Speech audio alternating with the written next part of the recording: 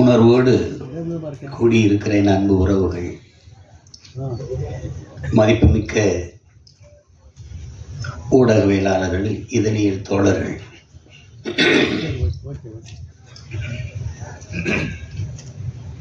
திரைப்படைப்பாளர்கள், கலைஞர்கள், தயாரிப்பாளர்கள் அனைவருக்கும் என்னுடைய அன்பு வணக்கம்.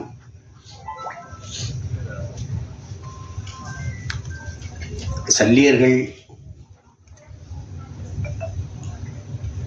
அதை படம் என்று சொல்வது அது அவ்வளவு பொருத்தமான சொல்லல்ல. அது படம் இல்லது, ஒரு வரலாற்று ஆவணம். அது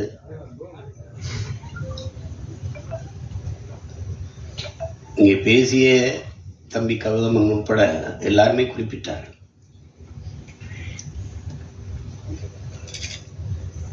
ஒரு வரலாற்றை மறந்துவிட்ட இனம் வாழாது. வேற இழந்த மரமும் வரலாற்றை மறந்த இனமும் வாழாது. தன்னின வரலாறு தெரியாத எந்த இனமும் எழுச்சி வர முடியாது. எங்க இனத்திற்கென்று வரலாறே கிடையாது. ஏன்னா வரலாற்றை படைப்பவனுக்கு வரலாற்றை எழுத நேரம் இருக்காது. இங்க பிரச்சனையே கல்லணை பார்த்ததுல எங்க பாட்டை ஒருத்தன் கல்லணை கட்டி வச்சிருக்கா, சோழன் ஆண்டிருக்காங்க கரிகாலன்னு தெரியுது. பெருவுடையார் கோயில் இல்லைன்னா அதுவும் இல்லை. அருண்மொழி சோழன்னு ஒருத்தன் ஆண்டான், அவனுக்கு ஒரு மகன் இருந்தான் அரசியந்தர சோழன். உலகம் பூரா படையெடுத்து போய் வென்றாங்க. அப்படிலாம் வரலாற்று பதிவு எங்களுக்கு இல்லை. இப்போதைக்கு இருக்கிற எங்க முன்னோர்கள் தீரன் சின்னமலைக்கோ மருதுபாண்டிக்கோ பூலித்தேவனுக்கோ வேலுநாச்சியாருக்கோ அவங்களுக்கும் ஒன்றும் இல்லை. பாட்டனார் அழகுமுத்துக்கோனை பற்றி பேசலாம்னு படிச்சா 30 பக்கம் இருக்குது. அதுல கடைசி 3 பக்கம் தான் அவரை பற்றி செய்திருக்கு. எல்லாம்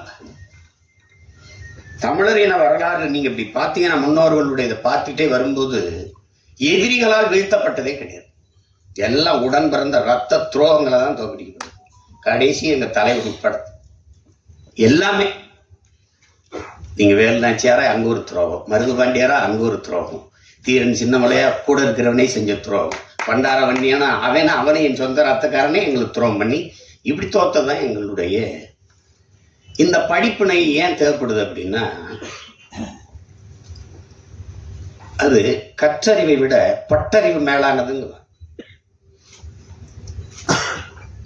அதனாலதான் அது அண்ணல் அம்பேத்கர் வரலாற்றை படிக்காதவன் வரலாற்றை படைக்கவே முடியாது. தம்பி சொன்னதெல்லாம் அது ஒரு துளி கதை. கௌதமன் நீங்க குறிப்பிட்டது ஒரு கதை. அது மாதிரி பல நிகழ்வுகள் நான் உங்களுக்கு சொல்ல முடியும். எங்கள்ல பல்லாயிரக்கணக்கான பெண்களை வன்புணர்வு செய்து கொலை செய்தார்கள் சிங்களர்கள். ஏதாவது ஒரு செய்தி நீங்க கேள்விப்பட்டது உண்டா? ஒரு சிங்கள பெண்ணின் தாவணி தொட்டான், நிழலை தொட்டான் விடுதலை புரிய மறவன் என்று நீங்க ஏதாவது செய்தி படிச்சதுண்டா? இருக்காது, இருக்கவே இருக்காது. செஞ்சோலையில அவ விண்ணூர்தியிலிருந்து குண்டை வீசி 61 குழந்தைகளை கொண்டு விட்டான். நம்மகிட்டே விண்ணூர்தி இருக்கு. பறந்து போய் அவன் பள்ளிக்கூடத்துல போட்டிருக்கலாம், செய்ய மாட்டார், செய்யல. கட்டுநாயக்கா விமானப்பட தளத்தை தகர்க்கிறார். ஏன் பொது விமான தளத்துல குண்டு போட அவருக்கு எவ்வளவு நேரம் இருக்கும்? போடல, செய்ய மாட்டார். ஏன்னா அறம் சார்ந்து வாழ்ந்து நின்ற மறவன் பிரபாகரன் என்பது அவர் தெளிவா இருந்தார். என்னுடைய எதிரிகள் சிங்கள மக்கள் அல்ல, என் இனத்தை கொன்று குவிக்கிற சிங்கள ராணுவம் தான். அது தெளிவா இருந்தார். இந்த படம் பிரம்மாண்டமா எடுக்கப்பட்டிருக்கலாம்னா எடுக்கப்பட்டிருக்கலாம். ஆனா இந்த உணர்வை சிதைக்காம கடத்திட்டாங்க. அதுல பிரம்மாண்டம் தேவைப்படல, ஒண்ணும் தேவைப்படல. இப்படி ஒரு படத்தை தயாரிக்கணும்னு நினைச்ச முதலா பணம் போட்ட ராவணன், அவர் இன்னொருத்தரை சொல்றாரு, அவரு நேசமணி ராஜேந்திரன், தம்பி கரிகாலன், அப்புறம் என் தம்பி கருணாசு. அது ஒரு முன்னோட்டத்தை காட்டின. அப்பவே சொன்ன நல்லா வந்திருக்கேன் அப்படின்னு. கிட்டு என்னுடைய தம்பி, எங்களோட எங்கள் இயக்கத்தில் இருந்தவன் இருக்கிறவன் நல்ல பிள்ளை, படைப்பாளி. அவனுக்கு ஒரு ஆற்றல் இருக்கு, அது எழுத்தாற்றல், படைப்பாற்றல் எல்லாம் இருக்கு.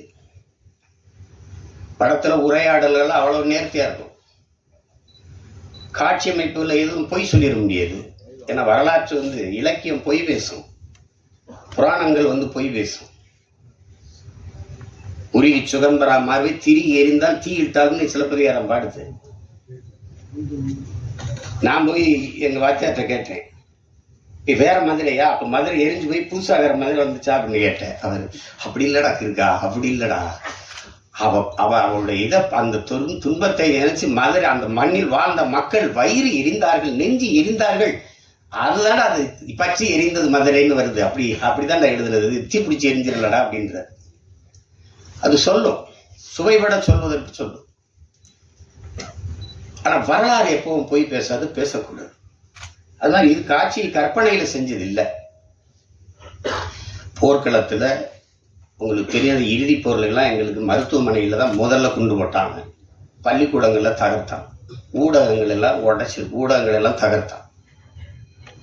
கர்ப்பிணி பெண்கள், வயது முதிர்ந்தவர்கள், பச்சிலம் குழந்தைகள் மீது குண்டு வீசக்கூடாது, அவன் அதையே குறி வச்சு செஞ்சான். ஆனா அதுல எந்த இடத்துலையும் எங்க தலைவர் தடம் பிறண்டு உணர்ச்சி வயப்பட்டோ கோவப்பட்டோ செஞ்சில்ல. அவன் செஞ்சான். கடைசியா மரத்து நிழல்ல ஒரு வேட்டியை கட்டிக்கிட்டு அதுல நீங்க நம்ம அனஸ்தீசியா மயக்க மருந்து கொடுத்து இந்த கால் காயம் பட்டுச்சுன்னா நீக்குவோம், கட்டுப்பு கைப்பட்டுச்சு, ஒண்ணுமே இருக்காது. அந்த சிதைந்த காலை அது சரி பண்ணா அப்படி அந்த காயத்தோட அந்த வலியோடு தான். அவ்வளவு ஈகம் செஞ்சு போராடிய மக்கள் நாம். அதை மறைக்கப்படுதுன்னா எவ்வளவு கஷ்டமா இருக்கும் பாருங்க. நீங்க ஒரே வார்த்தையில எங்களை பிரிவினைவாதிகள், தீவிரவாதிகள், செப்பரேட்டிஸ்ட், டெரரிஸ்ட்னு கடும் கோவம். அங்கேதான் நமக்கு பெருப்பும் கோபமா வர்றது காரணம் அதுதான். உனக்கு என்ன தெரியும், வரலாறு தெரியாம பொழைக்க போன இடத்துல பிரபார நாடு கேட்டுக்கிட்டு இருக்காங்க. டேய், ஏன் பூமிடா அது, பொழைக்க வந்தவன்ட்ட நாங்க பறி கொடுத்துட்டோங்கிறதா வரலாறு. அதுதான் இங்க பிரச்சனையே, அதுதான். அதனால இந்த ஒரு வரலாற்று ஆவணமா நான் இதை பார்க்கிறேன். அந்த போர்க்களத்திலையும் அந்த சூழல்லையும் காயம்பட்ட போராளிகளுக்கு மருத்துவம் கொடுக்கறதுக்கு பதுங்கு குழியிலேயே மருத்துவமனையை வச்சு எப்படி அதை கட்டமைச்சிருக்காருங்கிறது நீங்க பார்க்கும்போது தெரியும், படம் பார்க்கும்போது. அது மாதிரி தம்பி திருமுருகன் அவர்கள் சொன்னது மாதிரி ஒரு பகைவனாக இருந்தாலும் அவனுக்கு அன்பு காட்டுங்கிறத அதான் அந்த படம் உணர்த்துது. பார்க்கிங்க அந்த படம் அது நல்லா இருக்குன்னாங்க.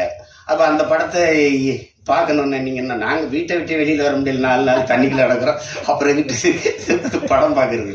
எங்க படமே பெரிய படமாகி போயிடுச்சு, அதனால அது கடினமாயிடுச்சு. அந்த மாதிரி போயிடக்கூடாது, கடந்து போயிடக்கூடாது. சண்டியர்கள் ஏதோ ஒரு இது என்ன இப்படி இருக்குது, இப்படி இந்த இதெல்லாம் யாருப்பா அந்த நடிகர்கள்லாம் நினைச்சு நீங்க இதை தவிர்த்துட்டு போயிடக்கூடாது மக்கள். அதனால அவங்க கவனத்தை எடுத்து இதுக்கு ஆதரவு கொடுங்கன்னு சொல்ல வைக்கணும். அதுதான் இதுல முக்கியம். அது உலகம் முழுமைக்கு இருக்கிற என் தமிழ் சொந்தங்கள் இதை உறுதியாக ஆதரித்து பெரிய அளவிற்கு கொண்டு போய் சேர்ப்பார்கள் என்று நான் நம்புறேன். அதுக்காக என் நம்பி வசீகரன் சொன்ன மாதிரி, இங்க இருக்கிறவங்களாம் சொன்ன மாதிரி நானும் அதுக்கு முழு ஒத்துழைப்பையும் கொடுத்து உதவுவேன். அந்த இது போய் சேர்க்கும். எங்க பிள்ளைகளுக்கு தெரியும், குறிப்பா என் மகனுக்கு தெரியணும்ல. பெரிய பண்ணா யாரு, நான் மட்டும் மாவீரன் பிரபாகரன் பேரை வச்சுட்டா மட்டும் போதாதுல, அவனுக்கு தெரியணும்ல. அது என் தங்கச்சி ஆஸ்திரேலியாவிலிருந்து வந்துச்சு. அது வெள்ளைக்கார பொண்ணு, எங்க தம்பியை கல்யாணம் பண்ணிடுச்சு, ஈழத்து தம்பியை. அது பேசுறது, அண்ணா பையனுக்கு என்னென்ன பேருன்னா மாவீரன் பிரபாகரன். அண்ணா இமிகிரேஷன் என்னவே விட மாட்டேங்கிறான், அவனை கிட்ட விட போறான். இமிகிரேஷன்ல சிக்கணும், அவ்வளவுதான், ஒன்றும் பண்ண முடியாது. அது அந்த மாதிரி அது தெரியணும். அப்பதான் என் பிள்ளைகளுக்கு யார் அவங்க பெரியப்பாடு யாருன்னு தெரியணும், தலைவர்னா யாருன்னு தெரியணும். ஒரு இனம் யாரு தலைவனே தெரியாம தட்டுக்கிட்டு நிக்குது, அதான் ஒரு கொடுமை. நான் பெருமைக்கு சொல்லலை என் உடன் பிறந்தார்களே, மதிப்புமிக்க பெருமக்களே. இந்த நாட்டை 4 முறை 5 முறை ஆண்ட நிர்வாக தலைவர்களைப் போல என் தலைவனுக்கு ஒரு 5 ஆண்டு நிர்வாகம் செய்கிற காலம் மட்டும் இருந்திருந்தால் உலகத்தின் தலை சிறந்த வல்லாதிக்க நாடாக எங்கள் தமிழீழ நாட்டை கொண்டு வச்சிருப்பார். சிங்கப்பூர்லாம் சிங்கப்பூரை தாண்டி கொண்டு போயிருப்பார். கடைசி வரை அவர் கெடு வாய்ப்பு போர்க்களத்தில் நிற்கிற போராளி தலைவனாக இருக்க வேண்டியதா ஆயிடுச்சு. விடுதலை அடைந்து ஒரு 5-10 ஆண்டு இருந்திருந்ததுன்னு வச்சுக்கிறோங்க, அவ்வளவுதான் எங்கேயோ கொண்டு போய் சேர்த்துருப்பது. அவ்வளவு கனவு வச்சிருந்தார் அவர். 200 ஆண்டுகள் கழித்து என் இனம் எப்படி வாழணுங்கிற ஒரு பெருங்கனவு. ஆல்பர்ட் ஐன்ஸ்டீன் சொல்றான்ல, உலகத்தில யாராலும் சுமக்க முடியாத பெருங்கனவை நீ சுமந்து நின்றுடா, அதான் உலகத்துல எல்லாத்தையும் விட பெரியதுன்றான். அப்படி ஒரு பெருங்கனவை வச்சிருந்தாரு, தன் இனத்தின் விடுதலைங்கிற ஒரு பெரிய கனவு. அது நிறைவேறல.